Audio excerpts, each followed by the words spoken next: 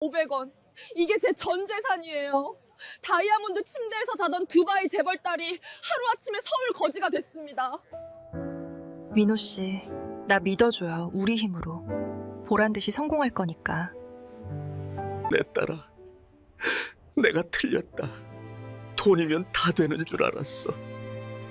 정말 미안하다. 단돈 500원. 이게 제 전 재산이었습니다. 한 끼 밥값도 안 되는 동전 하나를 쥐고 저는 살을 애는 서울의 칼바람 속에 버려져 있었습니다. 임신 8개월 당장이라도 아이가 나올 것만 같은 만삭의 몸이었죠. 남편은 어땠냐고요? 흔적도 없이 사라졌습니다. 분명 공항으로 마중 나온다던 그는 연락조차 닿지 않았죠. 기가 막히시죠? 불과 일주일 전 다이아몬드 침대에서 눈을 뜨던 자산 8천억의 두바이 건설. 재벌 외동딸, 그게 바로 접니다. 평생을 황금으로 된 세장에서 살았습니다. 손가락 하나 까딱하지 않아도 모든 것이 해결되는 삶이었죠. 그런 제가요. 지금은 서울의 한 재래시장 구석에서 콩나물 값을 깎고 있습니다. 믿기지 않으시겠지만 인생은 단 한 번의 선택으로 송두리째 바뀌더군요. 아버지의 그늘을 벗어나 사랑을 선택한 대가는 혹독했습니다. 하지만 후회하냐고 물으신다면 제 대답은 아니오입니다. 그 차가운 겨울날 저를 살린 건 돈이 아니라 펄펄 끓는 국밥 한 그릇의 온기였으니까요. 본 영상은 스토리를 재구성한 이야기입니다. 구독과 좋아요는 구독자님께 행운을 드립니다. 인천공항 자동문이 열리고 밖으로 발을 내딛는 순간 숨이 턱 막혔습니다. 두바이의 뜨거운 사막 바람과는 차원이 다른 살을 애는 듯한 냉기였죠. 12월의 한국은 제 상상보다 훨씬 추웠습니다. 얇은 인부복 위에 걸친 코트 한 벌로는 이 추위를 막을 수 없었습니다. 덜덜 떨리는 손으로 택시를 잡았습니다. 기사님이 백미러로 저를 힐끔거렸습니다. 히잡 대신 헐렁한 후드를 뒤집어 쓴 배가 남산만한 외국인 여자가 혼자 택시에 탔으니 이상해 보였겠죠. 저는 꼬깃꼬깃해진 쪽지를 내밀었습니다. 서울시 성북구 정릉동. 강민호, 그 사람이 적어준 유일한 단서였습니다. 차창 밖으로 스쳐 지나가는 서울의 풍경은 회색빛이었습니다. 화려한 두바이의 마천루와는 달랐지만 묘한 활기가 느껴졌습니다. 하지만 제 마음은 잿빛이었죠. 불안감이 엄습했습니다. 만약 민호 씨가 저를 원하지 않는다면, 만약 이 주소가 가짜라면, 저는 무의식적으로 배를 감싸 안았습니다. 아가야, 괜찮아. 엄마가 지켜줄게. 눈물이 핑 돌았습니다. 아버지의 고함 소리가 아직도 귓가에 생생했습니다. 감히 한국인 노동자 따위의 아이를 가져? 당장 지워. 아니면 내 집에서 나가. 내 유산은 단 한 푼도 없을 줄 알아라. 아버지는 두바이에서도 손꼽히는 건설 재벌이었습니다. 알바흐리 그룹의 회장, 그게 제 아버지였죠. 저는 22살 정해진 정략 결혼을 앞둔 인형이었습니다. 하지만 제겐 아무도 모르는 비밀이 있었습니다. 바로 디자인이었죠. 아버지는 천박한 기술이라며 반대했지만 저는 몰래 원단을 사서 아바야를 수선하고 드레스를 만들며 꿈을 키웠습니다. 민호 씨를 만난 건 아버지가 주최한 신축 호텔 기공식 현장이었습니다. 한국에서 온 건축 설계사였던 그는 거만한 다른 파트너들과 달랐습니다. 무너져 내린 임시 구조물 아래서 다친 인부를 구하려고 흙먼지를 뒤집어 쓴 채 뛰어다니던 남자. 그 모습이 제 눈에는 어떤 왕자님보다 빛나 보였습니다. 우리는 비밀리에 만났습니다. 그는 제게 화려한 보석 대신 떡볶이라는 매운 음식을 사주었고 명품 가방 대신 직접 깎은 나무 인형을 선물했죠. 그 투박하지만 진심 어린 마음에 저는 생전 처음으로 행복을 느꼈습니다. 하지만 비자 문제로 그가 급히 한국으로 귀국하게 되었고 저는 뒤늦게 임신 사실을 알게 된 겁니다. 택시가 가파른 언덕길을 올라 멈춰 섰습니다. 다 왔습니다. 기사님의 말에 정신을 차리고 내린 곳은 고층 빌딩이 아닌 낡은 주택들이 다닥다닥 붙어있는 달동네였습니다. 찬 바람이 뺨을 때렸습니다. 주소지를 확인하며 골목을 헤맸습니다. 대문이 낡은 2층 양옥집. 문패에는 강철수라는 이름이 적혀 있었습니다. 심장이 터질 것 같았습니다. 배를 눌러야 하나 말아야 하나 수십 번을 망설였습니다. 그때였습니다. 누구요? 이 추운 날 대문 앞에서 얼쩡거리는 게 대문이 벌컥 열리더니 뽀글거리는 파마머리에 몸빼 바지를 입은 중년 여성이 튀어나왔습니다. 한 손에는 커다란 국자를 들고 있었죠. 눈매가 매서웠습니다. 마치 전쟁터에 나가는 장군 같은 기세였죠. 민호 씨의 어머니였습니다. 저는 너무 놀라 뒷걸음질 쳤습니다. 한국어를 조금 배웠지만 사투리가 섞인 빠른 말은 알아듣기 힘들었습니다. 저는 더듬거리는 한국어로 간신히 입을 열었습니다. 저, 강민호 씨, 찾으러 왔어요. 어머니의 눈이 휘둥그레졌습니다. 제 얼굴을 보고 불룩한 배를 보고 다시 얼굴을 보더니 국자를 떨어뜨릴 뻔하셨죠. 뭐요? 외국 처자가 민호를 왜 찾아? 그리고 그 배는? 설마? 그때 골목 어귀에서 익숙한 목소리가 들렸습니다. 엄마, 나왔어. 민호 씨였습니다. 야근을 마치고 돌아오는 길인 듯 피곤해 쩐 얼굴이었습니다. 하지만 대문 앞에 서 있는 저를 본 순간 그의 눈동자가 지진이라도 난 듯 흔들렸습니다. 아, 아이샤? 그는 들고 있던 서류 가방을 바닥에 떨어뜨렸습니다. 세상에 어떻게 여기까지 왔어요? 연락도 없이. 그는 달려와 저를 안으려다 어머니의 눈치를 보며 멈칫했습니다. 어머니는 팔짱을 끼고 우리 둘을 번갈아 보셨습니다. 분위기가 살얼음판 같았습니다. 민호 씨가 어머니 앞에 무릎을 꿇었습니다. 죄송해요, 엄마. 미리 말씀 못 드렸어요. 이 사람, 제 아이를 가졌어요. 두바이에서 만난 그 사람이에요.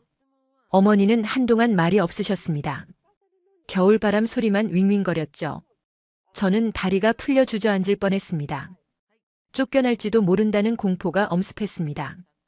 그런데 어머니의 입에서 나온 말은 뜻밖이었습니다. 들어와. 네, 제가 잘못 들은 줄 알았습니다. 어머니는 혀를 차며 제 손목을 낚아채셨습니다. 거친 손이었지만 그 온기는 놀랍도록 뜨거웠습니다. 엄동설안에 임신한 여자를 밖에서 얼어 죽일 셈이냐? 일단 들어와서 몸부터 녹여. 할 말은 나중에 하고. 어머니는 저를 방으로 밀어 넣으셨습니다.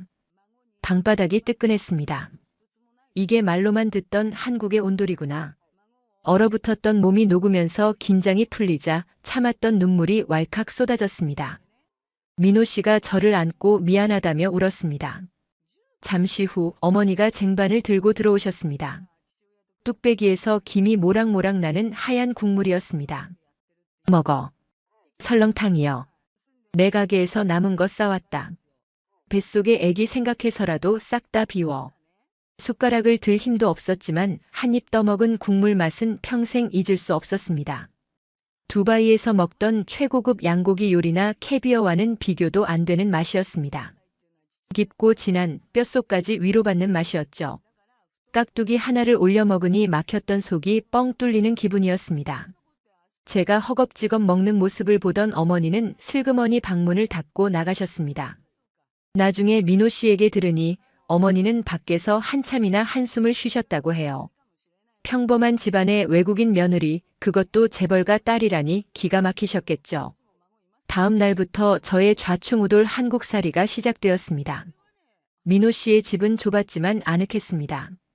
시아버님은 일찍 돌아가셨고 어머니 혼자 시장통에서 30년 넘게 설렁탕집을 운영하며 남매를 키우셨다고 했습니다. 어머니의 성함은 박말순. 동네에서는 호랑이 할매로 통하는 분이셨죠. 목소리 크고 성격 급하고 불의를 보면 참지 못하는 여장부 스타일이셨습니다. 첫 일주일은 전쟁 같았습니다. 문화 차이는 생각보다 컸습니다. 두바이에서는 아침에 일어나면 하녀들이 준비해준 옷을 입고 식사를 했지만 여기서는 모든 걸 스스로 해야 했습니다. 가장 힘든 건 언어였습니다. 하지만 어머니는 스파르타식 선생님이셨습니다. 밥, 물, 김치, 따라 해봐. 어머니는 제 입모양을 보며 하나하나 가르치셨습니다. 제가 김치 하고 발음하면 아이고 혀가 왜 그리 꼬였노? 김, 치, 배에 힘 딱 주고 하며 호통을 치셨죠. 무서웠지만 밉지는 않았습니다. 어머니의 호통 속에는 묘한 정이 있었거든요. 제가 입덧으로 고생할 때면 새벽같이 일어나 냄새 안 나는 맑은 콩나물국을 끓여 방문 앞에 두시곤 했습니다. 어느 날 오후 어머니가 운영하시는 설렁탕 가게에 나갔습니다. 돕고 싶었거든요. 좁은 가게는 점심시간이라 손님들로 북적였습니다. 저는 구석에 앉아 마늘을 까기 시작했습니다. 두바이 재벌 딸이 마늘이라니 아버지가 아시면 기절초풍할 노릇이었지만 저는 그 시간이 좋았습니다. 손끝이 아려왔지만 제가 가족의 일원으로서 뭔가 도움이 된다는 사실이 뿌듯했습니다. 그때였습니다. 한 손님이 실수로 서빙하던 직원의 앞치마를 잡아당겨 끈이 뚝 끊어지고 말았습니다. 직원은 당황해서 어쩔 줄 몰라 했고 가게가 바빠 새 앞치마를 찾을 시간도 없었죠. 저는 본능적으로 가방에 있던 반짓고리를 꺼냈습니다. 두바이에서 몰래 디자인할 때 쓰던 제 보물 1호였죠. 드르륵 의자를 당겨 앉아 끊어진 끈을 잡았습니다. 단순히 있는 게 아니라 끈이 다시는 떨어지지 않도록 X자로 튼튼하게 박음질하고 남는 자투리 천을 이용해 주머니 쪽에 귀여운 리본 모양으로 덧대어 꿰맸습니다.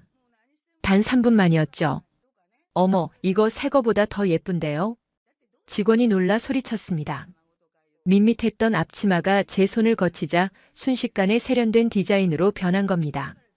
주방에서 육수를 끓이던 어머니가 그 소란에 고개를 내미셨습니다. 뭐요? 무슨 일이요? 직원이 수선된 앞치마를 보여주며 제 솜씨라고 자랑했습니다.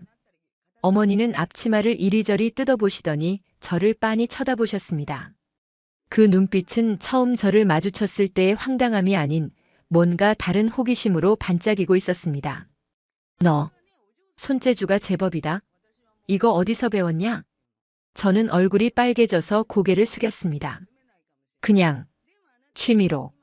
어머니는 콧방귀를 뀌셨지만 입가에는 아주 옅은 미소가 번져 있었습니다. 취미는 무슨? 바느질 솜씨가 야무진 게 보통이 아닌데. 내일부턴 마늘 까지 말고 저 구석에 있는 낡은 방석들이나 좀 꿰매봐라. 그게 시작이었습니다. 저는 가게 한 구석에 작은 작업 공간을 얻었습니다. 처음엔 터진 방석을 꿰매는 일이었지만 점차 식탁보를 만들고 직원들의 유니폼을 제 체형에 맞게 수선해주기 시작했습니다. 손님들 사이에서도 소문이 났습니다. 저 집 외국인 며느리가 손끝이 야무져. 밥 먹으러 갔다가 단추 떨어지면 그 자리에서 달아준다니까? 설렁탕 맛도 맛이지만 저를 보러 오는 손님들이 하나둘 늘어나기 시작했죠. 2달이 지났습니다. 배는 점점 불러왔고 한국의 봄이 오고 있었습니다. 민호 씨는 퇴근하면 제 다리를 주물러주며 행복해했습니다. 아이샤, 당신 정말 대단해요. 우리 엄마 칭찬 인색한 거 알죠?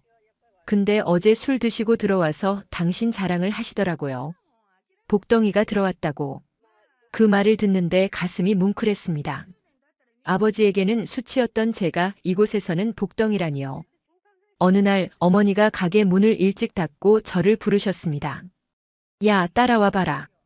어머니가 데려간 곳은 동대문 종합시장이었습니다. 눈앞에 펼쳐진 형형색색의 원단과 부자재들을 보는 순간 제 심장이 다시 뛰기 시작했습니다. 두바이에서는 몰래 숨어서 봐야 했던 것들이 여기서는 산처럼 쌓여 있었습니다. 어머니는 제 표정을 읽으신 듯 무심하게 말씀하셨습니다. 내가 밤마다 스케치북에 뭐 그리는 거 봤다. 임신했다고 집에만 처박혀 있으면 우울증 걸려. 애 나오기 전까지 내가 입을 베넷저고리든 뭐든 만들고 싶은 거 있으면 원단 끊어가서 만들어봐. 돈은 내가 낼 테니까. 어머니의 투박한 손이 제 손을 잡았습니다. 그 거친 손바닥의 감촉이 아버지의 비싼 가죽 장갑보다 훨씬 따뜻했습니다. 저는 시장 한복판에서 어머니를 와락 껴안았습니다. 어머니 감사합니다. 정말 감사합니다. 어머니는 아이고 남사스럽게 왜 이려. 사람들이 쳐다보잖아. 하시면서도 저를 밀어내지 않으셨습니다. 그날 밤 저는 재봉틀 앞에 앉았습니다. 민호 씨가 중고 장터에서 구해다 준 낡은 재봉틀이었죠. 드르륵 드르륵. 재봉틀 돌아가는 소리가 제 심장 박동 소리와 같았습니다. 뱃속의 아이도 기쁜지 콩콩 발차기를 했습니다. 저는 한국의 전통 문양과 두바이의 화려한 패턴을 섞어 아이를 위한 옷을 디자인하기 시작했습니다. 이것이 제 인생을 바꿀 대박 아이템이 될 줄은 꿈에도 모른 채 말이죠. 행복은 언제나 시련과 함께 온다고 했던가요? 출산 예정일을 한 달 앞둔 어느 날이었습니다. 민호 씨가 출근하고 어머니와 함께 아침을 먹고 있는데 초인종이 요란하게 울렸습니다. 택배 기사인가 싶어 인터폰 화면을 본 저는 그 자리에 얼어붙고 말았습니다. 화면 가득 잡힌 검은 양복의 남자들.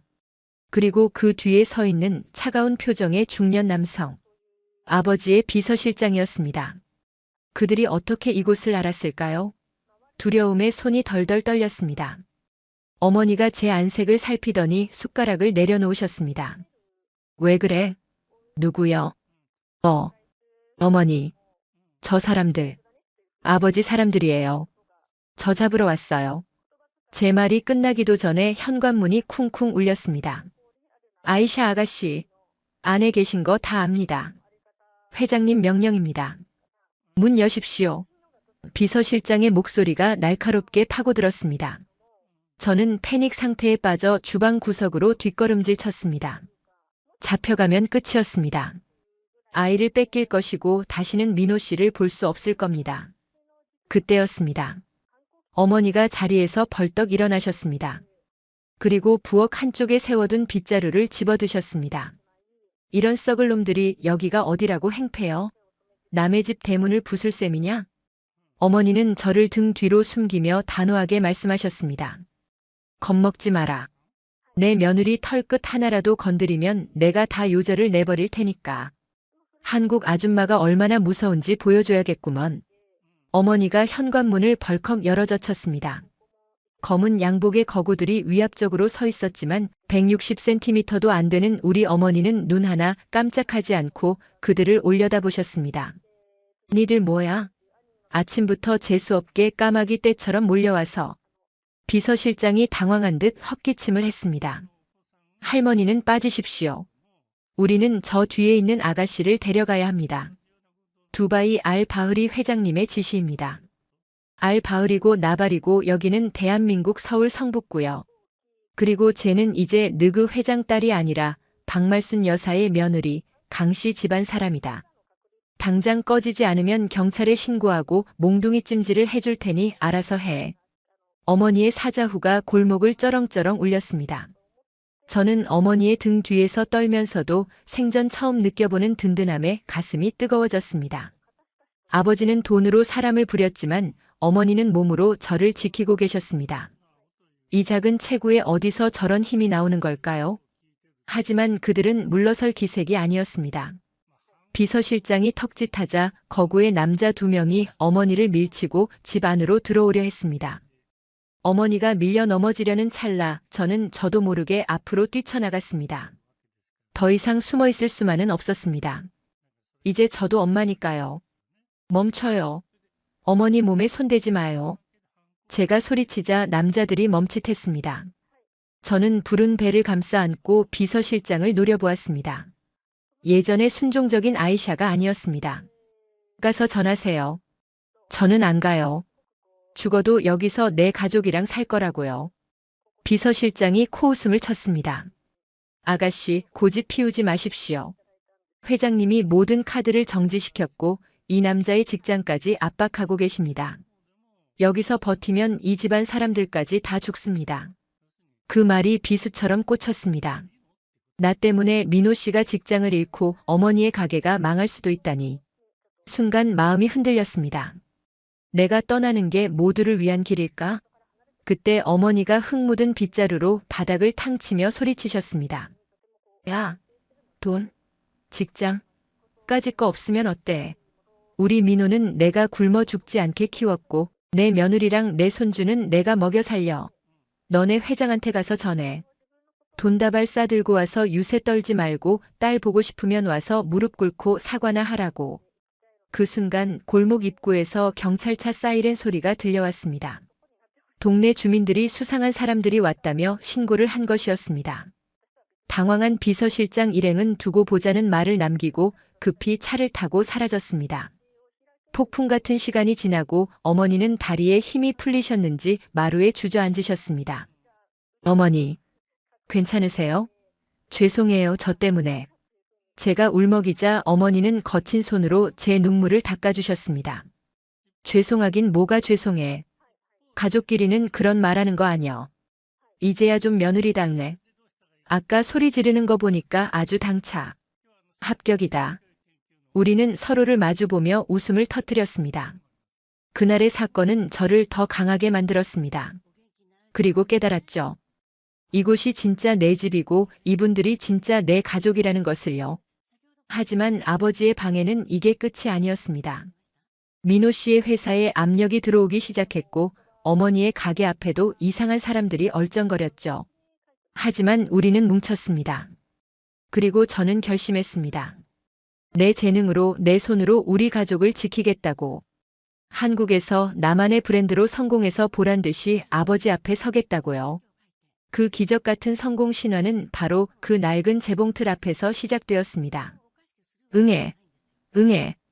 2025년 4월의 어느 봄날, 성북구의 작은 산부인과 분만실이 우렁찬 울음소리로 가득 찼습니다.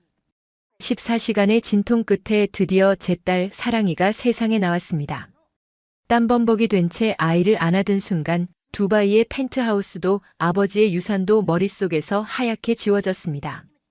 오직 이 작고 따뜻한 생명만이 제 우주가 되었죠. 병실 문이 열리고 어머니가 들어오셨습니다. 손에는 커다란 보온병이 들려 있었죠. 고생했다. 욕봤어. 우리 며느리 장하다. 어머니는 제 땀 젖은 머리카락을 넘겨주시며 보온병을 여셨습니다. 구수한 냄새가 진동했습니다. 미역국이었습니다. 한국에서는 아이를 낳으면 피를 맑게 하기 위해 미역국을 먹는다고 했죠. 어머니가 후후 불어 건네준 국물 한 모금에 산고의 고통이 눈 녹듯 사라지는 것 같았습니다. 하지만 현실은 녹록지 않았습니다. 아버지의 압력으로 민호 씨는 다니던 설계 사무소에서 권고사직을 당했고 우리는 당장 분유값과 기저귀 값을 걱정해야 했습니다. 민호 씨는 막노동이라도 하겠다며 인력시장을 나갔고 어머니는 아픈 무릎을 끌고 밤늦게까지 설렁탕 육수를 끓이셨습니다. 저만 가만히 있을 수 없었습니다. 산후조리가 끝나자마자 저는 다시 재봉틀 앞에 앉았습니다. 내 아이에게 입힐 옷부터 만들어보자. 돈이 없어 비싼 원단은 꿈도 못 꿨습니다. 대신 어머니가 가게에서 쓰다 남은 깨끗한 광목천과 동대문 시장 짜투리 천을 헐값에 사왔습니다. 디자인은 제 머릿속에 있는 두바이 왕실 스타일과 한국의 한복을 섞기로 했죠. 아기 피부에 닿는 안감은 부드러운 순면, 광목으로 겉감은 화려한 패턴의 자투리 천을 조각보처럼 이어붙였습니다. 소매는 한복의 색동저고리처럼 알록달록하게 하지만 품은 넉넉하게 만들어 활동성을 높였죠. 세상에 단 하나뿐인 아랍 마이너스 코리아 퓨전 베넷 저고리였습니다. 사랑이가 그 옷을 입고 예방접종을 하러 보건소에 간 날이었습니다. 대기실에 있던 다른 엄마들이 우리 사랑이를 보고 수군거리기 시작했습니다. 어머, 저 아기 옷 좀 봐. 너무 예쁘다. 어디 브랜드지? 백화점 신상인가? 저런 디자인 처음 봐. 한 엄마가 다가와 물었습니다. 저기요, 실례지만 아기 옷 어디서 사셨어요? 너무 고급스러워서요. 제가 직접 만들었다고 하자 그 엄마는 눈을 동그랗게 뜨며 말했습니다. 혹시 이거 저한테 파실 수 있어요? 우리의 돌잔치 때 입히고 싶은데 값을 2배로 쳐드릴게요. 그날 저는 깨달았습니다. 제 재능이 돈이 될 수 있다는 것을요.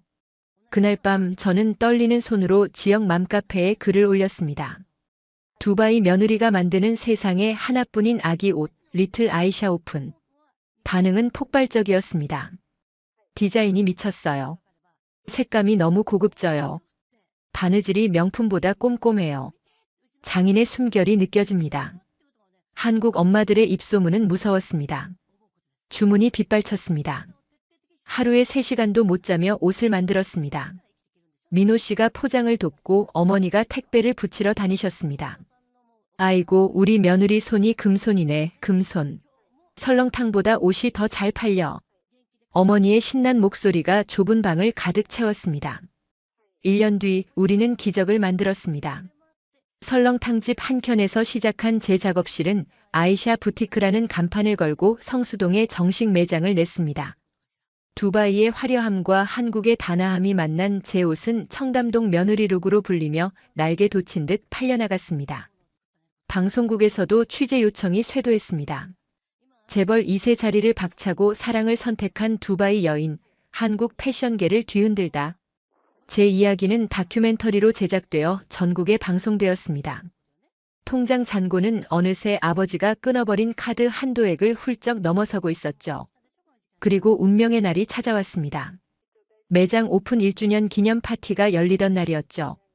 매장 앞은 화환과 손님들로 발 디딜 틈이 없었습니다. 민호 씨는 말끔한 정장을 입고 손님을 맞이하고 있었고 어머니는 곱게 한복을 차려입고 사랑이를 아는 채 싱글벙글하고 계셨습니다. 그때 매장 앞에 롤스로이스 한 대가 미끄러지듯 멈춰 섰습니다. 수행원들이 내리더니 문을 열었습니다. 차에서 내린 사람은 아버지였습니다. 순간 매장 안의 공기가 얼어붙었습니다. 2년 만에 보는 아버지. 얼굴은 조금 야위셨지만 특유의 날카로운 눈빛은 여전했습니다. 손님들이 웅성거리며 길을 터주었습니다. 아버지는 뚜벅뚜벅 제 앞으로 걸어오셨습니다. 저는 떨리는 다리를 애써 감추며 아버지의 눈을 똑바로 쳐다봤습니다. 더 이상 도망치던 철부지 막내딸이 아니었습니다. 한 기업의 대표이자 한 아이의 엄마로서 당당히 서고 싶었습니다. 많이 컸구나. 아버지의 첫마디였습니다. 예상외로 목소리는 차분했습니다. 아버지는 매장을 천천히 둘러보셨습니다. 벽에 걸린 제 옷들을 하나하나 만져보셨죠. 비서실장이 옆에서 보고했습니다. 회장님, 현재 이 브랜드의 가치가 수백억 원대로 평가받고 있습니다. 따님이 혼자 힘으로 일궈낸 성과입니다. 아버지의 손끝이 떨렸습니다. 천박한 기술이라며 비난했던 그 옷들이 이제는 수많은 사람에게 사랑받는 작품이 되어 있었습니다. 그때 어머니 품에 안겨있던 사랑이가 아버지를 보며 까르르 웃음을 터뜨렸습니다. 맘마, 한미. 아버지가 고개를 돌려 사랑이를 보셨습니다. 당신의 피가 섞인 눈에 넣어도 아프지 않을 손녀.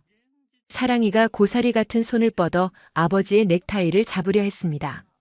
그 순간 아버지의 굳게 닫혀있던 인매가 무너져 내렸습니다. 평생을 강철처럼 사셨던 아버지의 눈가에 물기가 어리기 시작했습니다. 이 아이가 내 손녀란 말이냐? 어머니가 짐짓 퉁명스럽게 하지만 따뜻하게 말씀하셨습니다. 그럼요, 누구 핏줄인데 이렇게 이쁘겠소? 와서 한번 안아보시오. 멀리서 오느라 고생했는데. 어머니가 사랑이를 아버지 품에 덥석 안겨주셨습니다. 당황한 아버지는 엉거주춤 아이를 받아 안으셨습니다. 따뜻하고 말랑한 아이의 체온이 닿자 아버지는 참았던 오열을 터뜨리셨습니다. 아이샤, 미안하다. 내가 틀렸다. 내가 이렇게 행복하게, 이렇게 멋지게 살 줄 몰랐어. 정말 미안하다. 매장 안의 모든 사람이 그 모습을 보며 눈시울을 붉혔습니다. 저도 민호 씨 품에 안겨 소리 없이 울었습니다. 그것은 화해의 눈물이었고 진정한 승리의 눈물이었습니다. 그로부터 3년이 지났습니다. 지금 저는 어떻게 살고 있냐고요? 저는 여전히 성북구의 그 낡은 2층 양옥집에 살고 있습니다. 물론 돈은 펜트하우스 10채도 살 만큼 벌었지만 어머니와 함께 사는 이 집이 제일 좋거든요. 아버지는 두바이와 한국을 오가며 손녀 바보가 되셨습니다. 알바흐리 그룹과 아이샤 부티크의 합작법인도 설립했고요. 민호 씨는 제 회사의 경영을 맡아 든든한 파트너가 되어주었습니다. 아, 며느라. 뭐해? 밥 먹어. 아래층에서 어머니가 부르는 소리가 들립니다. 오늘 저녁 메뉴는 김치찜이네요. 두바이 최고급 요리보다 어머니가 손으로 찢어 올려주시는 김치 한 조각이 더 맛있는 걸 보면 저도 이제 영락없는 한국 아줌마가 다 됐나 봅니다. 여러분, 인생은 정말 알 수 없습니다.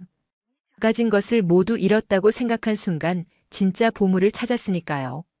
지금 힘든 시간을 보내고 계신가요? 포기하지 마세요. 당신의 겨울도 언젠가 반드시 따뜻한 봄을 만날 테니까요. 저 아이샤가 한국에서 찾은 기적처럼 말이죠. 오늘 제 이야기는 여기까지입니다. 가슴 따뜻해지셨다면 구독과 좋아요, 알림 설정 꼭 눌러주세요. 여러분의 소중한 댓글은 저에게 큰 힘이 됩니다. 올리브 썩는 냄새와 아버지의 고함 소리. 제 인생은 거기서 끝날 줄 알았어요. 가진 것 없던 저를 지켜준 단 한 사람. 그가 내민 손이 제 운명을 바꿨습니다. 이탈리아에서 온 우리 며느리가 이걸 해냈어요. 정말 복덩이가 따로 없답니다. 시킬리아의 공장 소녀는 이제 없습니다. 여기가 바로 제 꿈이 이루어진 곳 한국입니다. 시칠리아의 뜨거운 태양 아래서 저는 썩어가는 올리브 냄새와 땀 냄새에 절어 하루를 시작하곤 했습니다. 섭씨 40도를 오르내리는 폭염보다 저를 더 숨막히게 했던 건 아버지의 고함 소리와 빚쟁이들의 독촉 전화였습니다. 제 나이 25, 제 손에는 가문 대대로 내려오던 가죽. 세공 기술 대신 빚 갚는 데 급급해 공장에서 통조림을 따느라 생긴 흉터들만 가득했죠. 제 인생은 이 뜨거운 섬에 갇혀 영원히 시들어갈 것만 같았습니다. 통장에 남은 돈이라곤 고작 20유로가 전부였던 희망이라는 단어가 사치였던 시절이었습니다. 그런 제가요, 지금은 지구 반대편 한국이라는 나라에서 세상에서 가장 다정한 시부모님과 남편의 사랑을 받으며 제 이름을 건 브랜드를 꿈꾸고 있습니다. 180도 바뀐 제 인생, 그 기적 같은 이야기의 시작은 3년 전 밀라노행. 기차표 한 장을 찢어버리고 선택한 한국행 비행기에서부터였습니다. 도저히 믿기지 않는 제 이야기를 지금부터 시작해 보려 합니다. 본 영상은 스토리를 재구성한 이야기입니다. 여러분의 따뜻한 구독과 좋아요가 영상 제작에 큰 힘이 됩니다. 제 이름은 소피아입니다. 이탈리아 남부 시칠리아의 작은 마을에서 태어났죠. 여러분이 상상하는 이탈리아 남자는 어떤 모습인가요? 정열적이고 목소리가 크고 언제나 자신감이 넘치는 모습일 겁니다. 제 아버지와 오빠들도 딱 그랬습니다. 아버지는 다혈질인 어부였고 집안에는 하루도 조용할 날이 없었습니다. 식탁에서는 늘 고성이 오갔고 그것이 대화의 방식이라 여겼죠. 남자는 강해야 한다. 여자는 조신하게 집안일이나 거들어라. 이것이 우리 집안의 법이었습니다. 저는 어려서부터 할아버지 어깨 너머로 가죽 만지는 법을 배웠고 제 손으로 가방이나 지갑을 만드는 것에 천부적인 재능이 있다는 소리를 들었습니다. 하지만 아버지의 사업 실패로 집안이 기울면서 저는 꿈을 접고 생선 통조림 공장에 취직해야 했습니다. 기름때 묻은 작업복을 입고 하루 12시간씩 일하며 제 손끝의 감각은 점점 무뎌져 갔습니다. 그러던 어느 날이었습니다.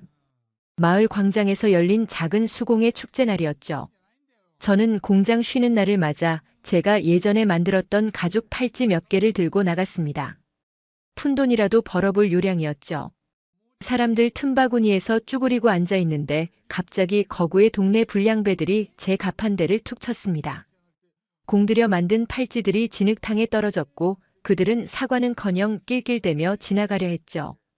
욱하는 마음에 소리를 지르려던 찰나 누군가 제 앞으로 쓱 다가왔습니다. 동양에서 온 남자였습니다. 키는 이탈리아 남자들에 비해 크지 않았지만 단단해 보이는 어깨와 무엇보다 깊고 고요한 눈동자를 가지고 있었죠.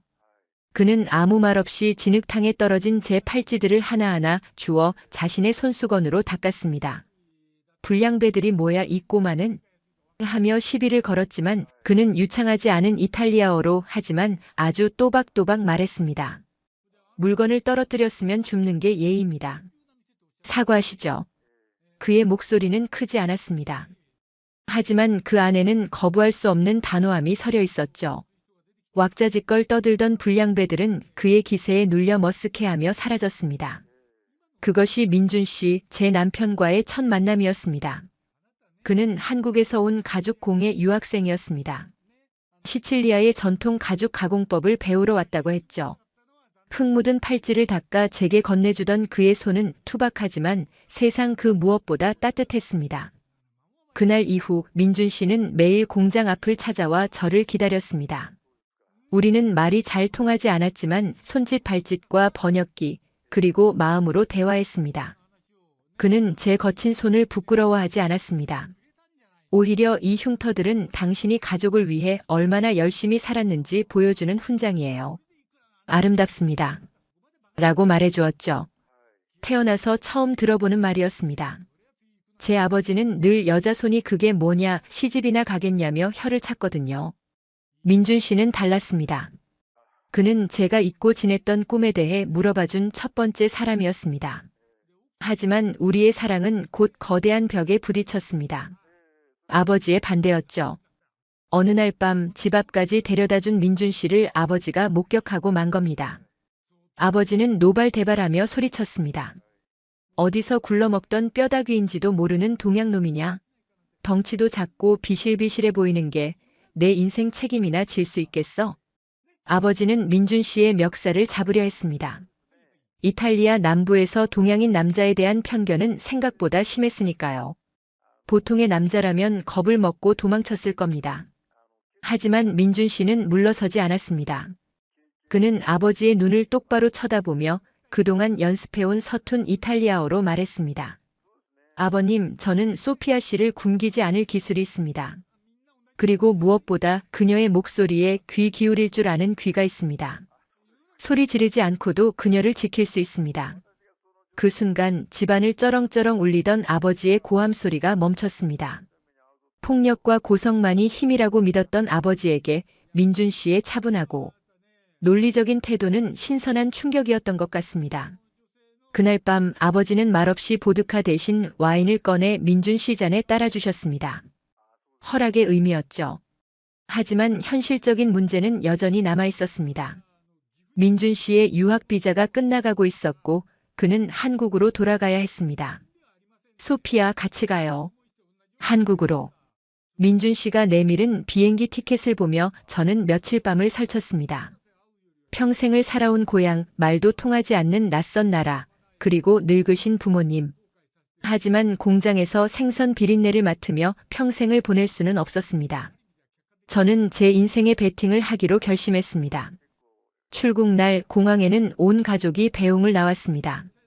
엄마는 눈물을 훔치며 제 손에 꼬깃꼬깃한 쌈짓돈 50유로를 쥐어주셨습니다. 가서 밥 굶지 말고 힘들면 언제든 돌아와라. 그 말이 가슴에 박혀 비행기 안에서 얼마나 울었는지 모릅니다. 12시간의 비행 끝에 도착한 인천공항은 별천지였습니다. 바닥은 거울처럼 반짝였고 모든 것이 빠르고 정확하게 돌아갔습니다. 시칠리아의 느긋함과는 차원이 다른 속도감에 현기증이 날 지경이었죠. 민준 씨의 손을 꼭 잡고 도착한 곳은 서울의 한 작은 다세대 주택이었습니다. 반지하라고 부르는 곳이었죠. 창문을 열면 지나가는 사람들의 발이 보이는 낯선 풍경이었지만 방바닥에서 올라오는 따뜻한 열기, 온돌이라는 것이 저를 녹여주었습니다. 이탈리아의 돌바닥과는 비교도 안 되는 아늑함이었습니다. 하지만 진짜 감동은 그 다음 날 기다리고 있었습니다. 시부모님을 뵙기로 한 날이었죠. 저는 잔뜩 긴장했습니다.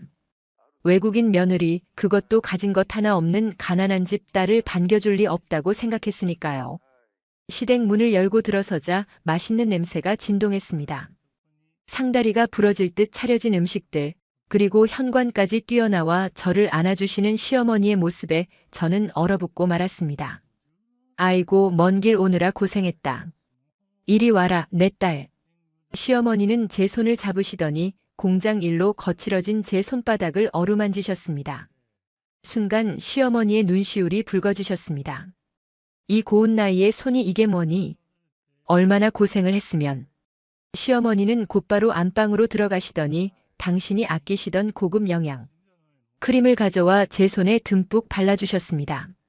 말도 잘 통하지 않는 며느리에게 낯선 이방인에게 보여주신 그 무조건적인 내리사랑에 저는 그만 참았던 눈물을 터뜨리고 말았습니다. 시칠리아에서는 며느리가 들어오면 꾸준히를 도맡아 하는 게 당연했는데 한국의 시부모님은 저를 귀한 손님, 아니 진짜 딸처럼 대해주셨습니다. 시어머니는 시장에서 작은 반찬 가게를 하시는 분이셨습니다. 평생을 억척스럽게 살아오신 여장부셨지만 저에게만큼은 한없이 부드러우셨죠. 한국말이 서툰 제가 실수라도 할까봐 시어머니는 손짓 발짓으로 김치 담그는 법, 밥 짓는 법을 가르쳐 주셨습니다. 소피야, 괜찮아. 천천히 해. 한국말은 입이 아니라 마음으로 배우는 거야. 그 따뜻한 격려 덕분에 저는 낯선 한국 생활에 조금씩 적응해 나갔습니다. 남편 민준 씨는 성수동의 작은 구두 공방에서 일하기 시작했습니다. 월급은 많지 않았지만 우리는 행복했습니다. 저녁이면 좁은 반지하 방에서 삼겹살을 구워 먹으며 미래를 그렸죠. 저는 낮에는 무료 한국어 학원을 다니고 밤에는 남편의 공방 일을 도왔습니다. 가죽 냄새를 다시 맡으니 심장이 뛰기 시작했습니다. 제 손끝의 감각이 다시 살아나는 것 같았죠. 남편이 퇴근 후 가져온 자투리 가죽으로 지갑을 만들어 시어머니께 선물해 드렸을 때 어머니가 지으셨던 그 환한 미소를 잊을 수가 없습니다. 어머나, 우리 며느리 손이 금손이네. 이걸 정말 내가 만들었니? 그 칭찬 한마디가 제 가슴속에 꺼져가던 불씨를 다시 지폈습니다. 하지만 행복은 시련과 함께 온다고 했던가요? 한국에 온 지 6개월쯤 되었을 때였습니다. 갑자기 몸이 나른하고 평소 좋아하던 김치 냄새만 맡아도 헛구역질이 났습니다. 혹시나 하는 마음에 약국에서 테스트기를 사서 확인해 보니 2줄이었습니다. 임신이었죠.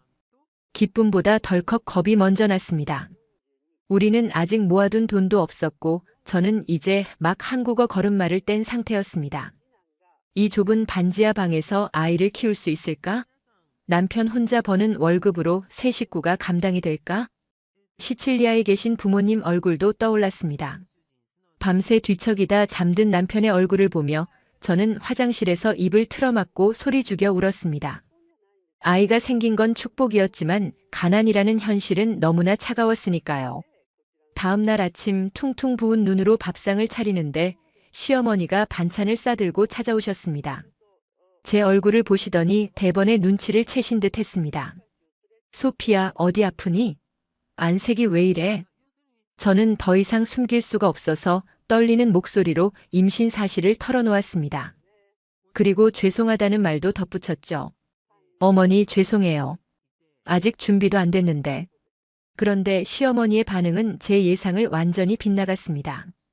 밥주걱을 내려놓으신 어머니는 저를 와락 끌어안으시며 덩실덩실 춤을 추시는 게 아니겠어요? 아이고, 이게 무슨 경사니? 세상에, 우리 집에 복덩이가 들어왔구나. 하지만 어머니, 저희는 돈도 없고 집도 좁고.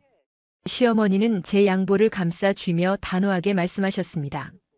얘야, 돈은 벌면 되고 집은 늘려가면 되는 거야. 생명은 하늘이 주시는 선물이다. 너는 아무 걱정 말고 먹고 싶은 거, 하고 싶은 거 다 해. 이 시어미가 있잖아. 내 등골이 빠지는 한이 있어도 내 손주랑 며느리는 굶기지 않아.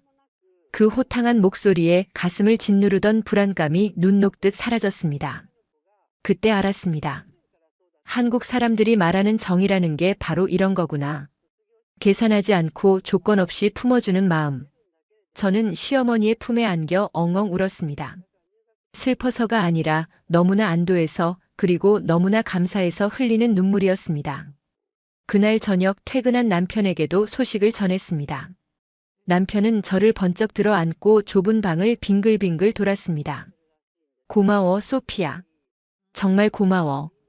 내가 더 열심히 일할게. 당신이랑 우리 아기 세상에서 제일 행복하게 해줄게. 그날부터 우리 가족의 전투가 시작되었습니다.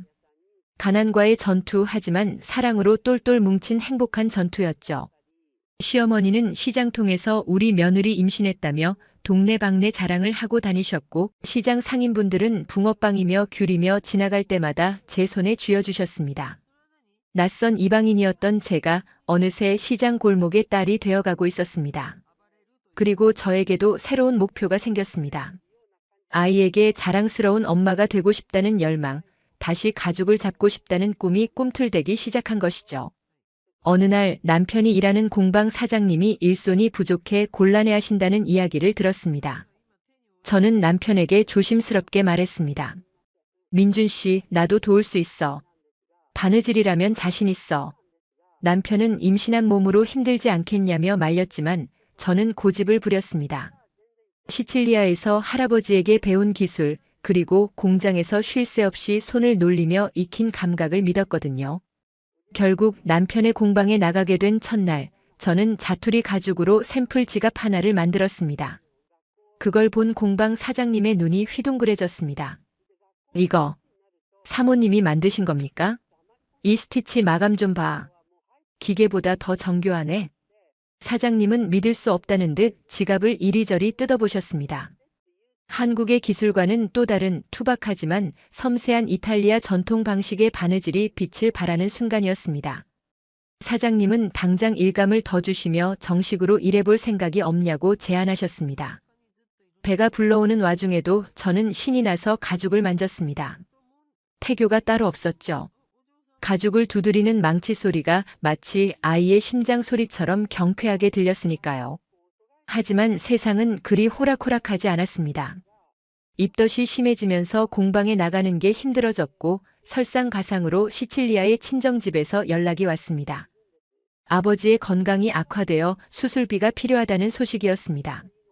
이제 막 자리를 잡아가나 싶었는데 또다시 돈이라는 벽이 우리 앞을 가로막았습니다. 한국에서의 출산 비용도 만만치 않은 상황에서 친정아버지의 수술비까지. 저는 남편 몰래 밤마다 끙끙 앓았습니다. 이 사실을 알면 시어머니가 쌈짓돈이라도 터실 게 뻔했으니까요. 그러던 중 시어머니가 제 눈치를 살피시더니 조용히 저를 부르셨습니다. 장롱 깊숙한 곳에서 낡은 통장 하나를 꺼내시더군요. 소피야, 이거 받아라.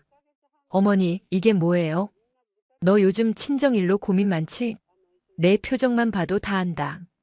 이거 내가 10년 넘게 시장 바닥에서 콩나물 팔고 김치 팔아 모은 돈이야. 큰 돈은 아니지만 사돈 어른 수술비에는 보탬이 될 거다. 저는 화들짝 놀라 손사래를 쳤습니다. 안 돼요, 어머니. 이건 어머니 노후 자금이잖아요. 제가 어떻게. 잔말 말고 받아. 사돈 어른이 안 계셨으면 우리 예쁜 며느리도 없는 거야. 나한테는 너도 자식이고 내 부모님도 내 가족이다. 가족끼리 계산하는 거 아니다. 시어머니는 제 손에 억지로 통장을 쥐어주시고는 뒤도 안 돌아보고 방을 나가셨습니다. 통장을 쥔 제 손이 부들부들 떨렸습니다. 한국에 온 지 1년도 채 되지 않은 외국인 며느리의 친정아버지를 위해 당신의 평생을 바친 돈을 내어주시는 분. 저는 그 자리에 주저앉아 통장을 끌어안고 오열했습니다. 시칠리아에 있는 가족들에게도 느껴보지 못한 깊고 뜨거운 사랑이 제 온몸을 감쌌습니다. 그때 다짐했습니다. 이 은혜 반드시 갚겠다고.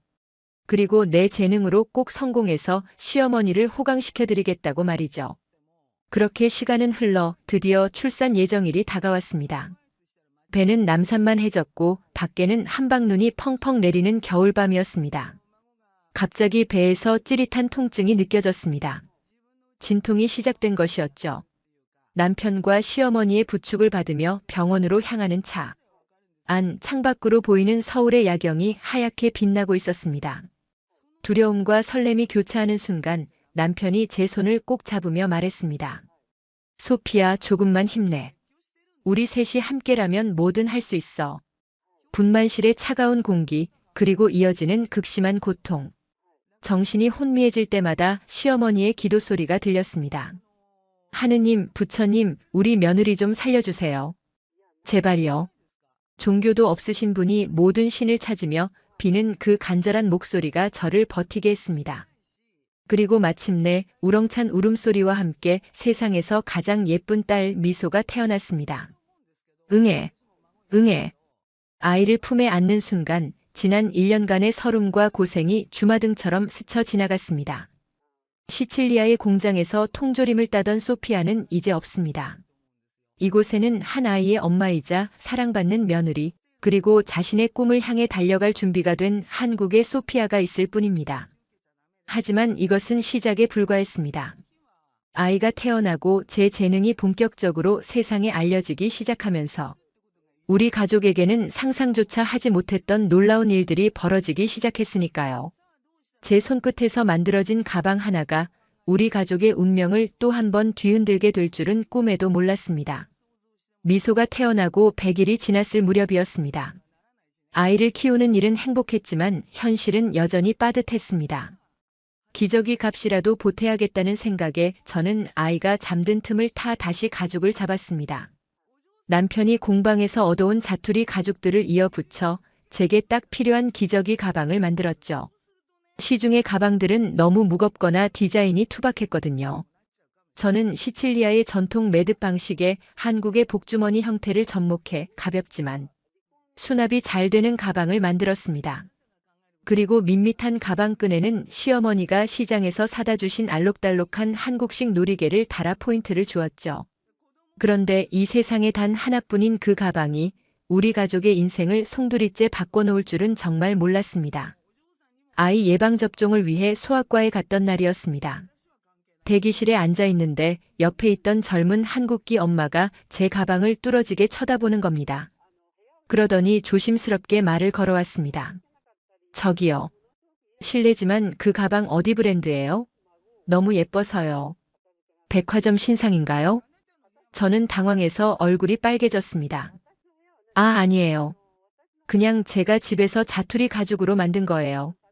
그 엄마는 믿을 수 없다는 듯 눈을 동그랗게 떴습니다. 직접 만들었다고요? 세상에, 팔 생각 없으세요? 저 이거 진짜 사고 싶은데. 그날 병원에서만 3명의 엄마들에게 같은 질문을 받았습니다. 얼떨떨한 기분으로 집에 돌아와 남편에게 이 이야기를 했더니 남편이 눈을 반짝이며 제안했습니다. 소피야, 우리 이거 한번 인터넷에 올려보자. 당신 실력이라면 충분히 통할 거야. 반신반의하며 남편의 도움을 받아 한국의 육아 커뮤니티인 맘카페에 가방 사진을 올렸습니다. 그리고 잠자리에 들었죠. 다음 날 아침 휴대폰을 확인한 저는 비명을 지를 뻔했습니다. 알림 300개. 게시글은 그야말로 폭발적인 반응이었습니다. 어디서 살 수 있나요? 제발 만들어주세요. 시칠리아 감성과 한국 스타일의 조화라니 대박이다라는 댓글이 줄을 이었습니다. 첫 주문만 무려 50개가 들어왔습니다. 우리는 좁은 반지하 방을 작업실로 만들었습니다. 낮에는 제가 가죽을 재단하고 퇴근한 남편이 바느질을 도왔습니다. 시어머니도 가게 문을 일찍 닫고 오셔서 포장을 거두셨죠. 아이고, 우리 며느리 솜씨가 돈방석을 깔아주네. 내가 이럴 줄 알았다. 시어머니는 가방을 택배 박스에 넣으시며 연신 싱글벙글 하셨습니다. 손가락이 부르트고 어깨가 결려도 통장에 차곡차곡 쌓이는 숫자를 보면 피로가 싹 가셨습니다. 주문은 기하급수적으로 늘어났습니다. 입소문을 타면서 유명 인플루언서가 제 가방을 메고 사진을 찍어 올렸고 하루에 주문이 500건 넘게 들어오는 날도 생겼습니다. 결국 우리는 반지하 방을 떠나 성수동에 정식으로 작은 쇼룸을 얻고 직원도 3명이나 채용하게 되었습니다. 브랜드 이름은 소피아 앤 서울 소피어 앤드 솔. 제 이름과 제2의 고향인 서울을 합친 이름이었죠. 사업 시작 1년 만에 우리는 믿기 힘든 성과를 이뤘습니다. 백화점 팝업 스토어 제안이 들어오고 월 매출은 남편의 1년 연봉을 훌쩍 넘겼습니다. 그리고 드디어 우리 가족은 꿈에 그리던 아파트로 이사를 가게 되었습니다. 이삿날 짐이 다 빠진 텅 빈 반지하 방을 보며 시어머니가 눈물을 훔치셨습니다. 여기서 우리 며느리 고생만 시켰는데 이렇게 보란듯이 성공해서 나가니 내가 여한이 없다. 저도 시어머니를 부둥켜 안고 울었습니다. 어머니 덕분이에요. 어머니가 주신 수술비 그리고 저 믿어주신 거 평생 잊지 않을게요. 한강이 내려다 보이는 30평대 아파트 거실에 섰을 때 저는 비로소 제가 한국 사회의 일원으로 당당히 섰음을 실감했습니다. 하지만 제 마음 한구석에는 여전히 풀지 못한 숙제가 남아 있었습니다. 바로 시칠리아에 계신 아버지였습니다. 어머니를 통해 아버지가 수술을 잘 마치고 건강을 회복하셨다는 소식은 들었지만 아버지는 여전히 저와 남편에 대해 언급하기를 꺼리신다고 했습니다. 여보, 이번 휴가 때 부모님을 한국으로 초대하자. 남편의 제안에 저는 망설였습니다. 아버지가 오시면 또 소리를 지르시거나 실망하실까봐 두려웠거든요. 하지만 남편은 단호했습니다. 이제 보여드려야지. 당신이 얼마나 멋지게 성공했는지, 그리고 우리가 얼마나 행복한지. 아버님도 눈으로 직접 보시면 달라지실 거야. 그렇게 3년 만에 재회가 이루어졌습니다. 인천공항 입국장에 들어서는 부모님의 모습은 예전보다 많이 늙고 왜소해 보였습니다. 저를 보자마자 어머니는 달려와 저를 끌어안고 우셨지만 아버지는 그저 뒷짐을 진 채 무뚝뚝하게 서 계셨습니다. 옆에 서 있는 남편을 흘끗 보더니 짧게 고개만 까딱할 뿐이었죠. 집으로 가는 차 안 아버지는 창밖 풍경에서 눈을 떼지 못하셨습니다. 끝없이 펼쳐진 고층 빌딩 숲, 질서정연한 도로, 그리고 한강의 기적 같은 풍경들. 아버지가 살던 시칠리아의 시골 마을과는 천지 차이였으니까요. 아파트 지하 주차장에 도착해 엘리베이터를 타고 25층. 우리 집으로 올라갔을 때 아버지의 눈동자가 흔들리는 걸 봤습니다. 현관문을 열자 시어머니가 뛰어나오셨습니다. 아이고 사돈어른. 먼 길 오시느라 고생 많으셨습니다. 어서 오세요. 말은 통하지 않았지만 시어머니 특유의 친화력과 따뜻한 미소는 만국 공통어였습니다. 시어머니는 상다리가 휘어질 정도로 차려낸 한국식 잔치상을 대접하셨습니다. 갈비찜, 잡채, 전. 처음 보는 음식들 앞에서 머뭇거리던 아버지는 남편이 쌈을 싸서 입에 넣어드리자 묘한 표정으로 우물거리더니 엄지손가락을 척 치켜 세우셨습니다. 다음 날 저는 부모님을 모시고 제 매장으로 향했습니다. 성수동 거리 한복판 세련된 건물 1층에 자리 잡은 소피아 앤 서울 쇼룸. 통유리창 너머로 제가 만든 가방들이 진열되어 있고 손님들이 줄을 서서 계산을 기다리는 모습을 본 아버지는 그 자리에 얼어붙은 듯 멈춰 섰습니다. 이게 정말 내 가게냐? 아버지가 떨리는 목소리로 물었습니다. 네, 아빠. 제가 직접 디자인하고 만든 것들이에요. 한국 사람들이 제 가방을 정말 좋아해줘요. 아버지는 매장 안을 천천히 둘러보셨습니다. 가죽 냄새를 맡아보고 꼼꼼한 바느질을 손끝으로 쓸어보셨습니다. 할아버지에게 물려받았지만 가난 때문에 포기하라고 강요했던 그 기술이 지구 반대편에서 이렇게 화려하게 꽃 피운 것을 목격하신 겁니다. 그날 저녁 남편은 아버지를 위해 특별한 술자리를 마련했습니다. 시칠리아 남자들이 좋아하는 독한 그라파 대신 한국 최고의 전통 소주를 준비했죠. 베란다에서 서울의 야경을 바라보며 두 남자가 마주 앉았습니다. 통역을 위해 제가 옆에 앉으려 했지만 남편은 괜찮다며 저를 들여보냈습니다. 유리창 너머로 두 사람을 지켜보았습니다. 한참 동안 침묵이 흐르더니 남편이 아버지께 술을 한 잔 따라 올렸습니다. 그리고 서툴지만 진심을 담은 이탈리아어로 무언가를 이야기했습니다. 나중에 남편에게 들으니 이렇게 말했다고 하더군요. 아버님, 소피아를 저에게 보내주셔서 감사합니다. 그녀는 제 인생의 빛입니다. 약속드린 대로 평생 그녀의 눈에서 눈물 나게 하지 않겠습니다. 그 말을 들은 아버지는 한참 동안 술잔만 바라보셨습니다. 그러다 갑자기 어깨를 들썩이시더니 굵은 눈물방울을 뚝뚝 흘리시기 시작했습니다. 평생 강한 남자여야 한다며 가족들 앞에서 단 한 번도 눈물을 보인 적 없던 아버지였습니다. 아버지는 남편의 손을 덥석 잡으셨습니다. 미안하다. 내가 틀렸다. 너는 정말 강한 남자다. 내 딸을 지킬 자격이 있어. 고맙다. 내 딸을 이렇게 귀하게 여겨줘서 정말 고맙다. 두 남자는 서로를 꽉 끌어안았습니다. 그 모습을 지켜보던 저와 어머니 그리고 시어머니까지 모두 눈물바다가 되었습니다. 언어의 장벽도 문화의 차이도 지난날의 앙금도 모두 녹아내리는 밤이었습니다. 부모님은 한 달간 한국에 머무시며 꿈같은 시간을 보내셨습니다.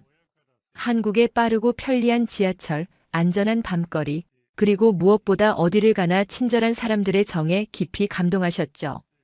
특히 아버지는 손녀 미소를 등에 업고 한강공원을 산책하는 걸 제일 좋아하셨습니다. 소피아, 내가 여기 와서 보니 알겠다. 내가 왜 한국을 선택했는지. 이곳은 정말 기회의 땅이고 따뜻한 나라구나. 출국하는 날 아버지는 제 손을 꼭 잡고 말씀하셨습니다. 자주 오마. 그리고 힘들면 언제든 말해라. 이제는 아빠가 너를 믿는다. 부모님을 배웅하고 돌아오는 길 차 안 라디오에서는 활기찬 케이팝이 흘러나오고 있었습니다. 창밖으로 보이는 서울의 풍경이 오늘따라 더 아름답게 느껴졌습니다. 가진 것 하나 없이 도망치듯 날아온 낯선 땅. 빚더미와 가난, 언어의 장벽이 저를 짓눌렀지만 한국은 저를 밀어내지 않았습니다. 오히려 시어머니의 따뜻한 밥상과 남편의 헌신적인 사랑, 그리고 저의 재능을 알아봐준 한국 사람들의 관심이 저를 다시 일으켜 세웠습니다. 저는 이제 더 이상 시칠리아의 생선 통조림 공장 소녀가 아닙니다. 저는 대한민국 서울에 사는 자랑스러운 가족 장인이자 한 아이의 엄마 김소피아입니다. 가끔 옛날 생각을 합니다. 만약 그날 민준 씨가 제 팔찌를 주워주지 않았다면, 만약 제가 용기를 내어 비행기에 오르지 않았다면 제 인생은 어떻게 되었을까요? 상상만 해도 아찔합니다. 인생은 정말 알 수 없는 것 같습니다. 작은 선택 하나가, 그리고 누군가의 따뜻한 손길 하나가 기적을 만들어내니까요. 지금 이 영상을 보고 계신 여러분도 혹시 힘든 시간을 보내고 계신가요? 포기하지 마세요. 저 같은 사람도 해냈습니다. 여러분의 곁에도 분명 기적 같은 기회가 기다리고 있을 겁니다. 한국이라는 이 따뜻하고 역동적인 나라에서 말이죠. 오늘 제 이야기는 여기까지입니다. 여러분의 소중한 댓글과 구독은 저에게 큰 힘이 됩니다. 더 따뜻하고 감동적인 이야기로 찾아오겠습니다. 감사합니다. 사랑합니다, 구독자 여러분.